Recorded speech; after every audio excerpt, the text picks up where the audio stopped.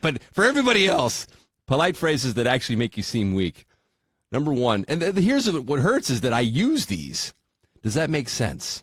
Like I'll say something and then I'll follow with, does that make sense? Apparently that makes me look weak. I don't think so. I disagree with that. I think that makes me look helpful. Yeah, it's a clarifying question. No, it's literally me telegraph. I'm not the dumb one. You might be. Yeah, right? You know what I mean? Let me know. Does this make sense to you?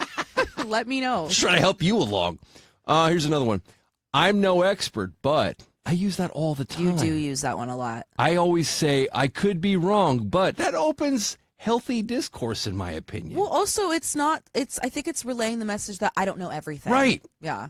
It would be worse if I just thought I knew everything. Here's the way you tell everybody you know everything. Here's another one. This apparently makes you sound weak if you say the word actually. No, that's actually a gateway word to mansplaining. Taylor knows. I use it all the time. Oh, my gosh. Don't I know it? Yeah. That and here's the thing. If you really want to trigger Taylor, I follow that directly with young lady.